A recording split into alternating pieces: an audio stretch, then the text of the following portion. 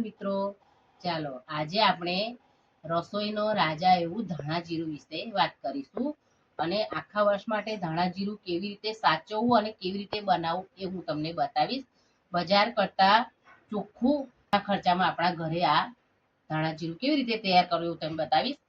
આ આપણે ધાણી લીધી છે. જો આવી રીતે પસંદગી જ્યારે બજારમાં લેવા જાઓ તો ધાણી લેવાની છે, ધાણા નથી લેવાના. આવી ગ્રીન કલરની આવશે અને નાની આવશે. ધાણા હોય એ સાઈઝમાં મોટા હોય છે, એનો કલર થોડો અલગ હોય છે અને ધાણી એકદમ આવી લીલી હોય છે. તો જ્યારે પસંદગી કરો તો આ રીતે ધાણીની પસંદગી કરવાની છે. હવે આપણે એને સરસ ચારણા વડે એને પહેલા આપણે ચાળી લઈશું.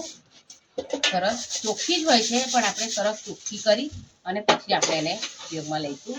આ રીતે સરસ રીતે એને આપણે ચાળી લેવાની છે. જો જીરુંને પણ આપણે સાફ કરીને લઈ લીધું છે.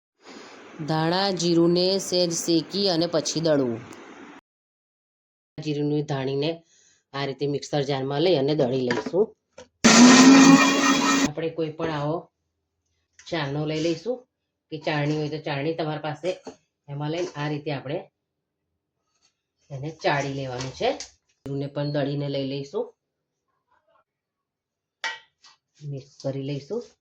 તે થોડું દિવેલ ઉમેરી અને સરસ રીતે મોઈ લઈશું, જેથી કરીને આપણું ધાણા જીરું આખું વરસ સારું રહે, એમાં જીવાત ના પડે. એટલા માટે આપણે આ રીતે સરસ એને હાથથી આ રીતે મોઈ લેવાનું છે. આપણું ધાણા જીરું દળી અને ચાળણીથી ચારી અને સરસ મેં આવી કાચની બોટલમાં ભરી લીધું છે. એને આ રીતે દબાવીને આપણે ભરવાનું છે, જેથી કરીને એમાં હવાના કણ ન રહે. જો વચ્ચે ગેપ રહેશે તો જીવાત પડવાની શક્યતા રહેશે. તો આ રીતે આપણે દબાવીને ધાણા જીરું કાચની બોટલમાં જ ભરવાનું છે. તો કાચની બોટલમાં ભરશો તો એ વધુ સમય સુધી સારું રહેશે. અને કાચની બોટલને ધોઈ અને તાપમાં 2 કલાક તપાવી અને પછી જ એમાં ધાણા જીરું આપણે ભરવાનું છે.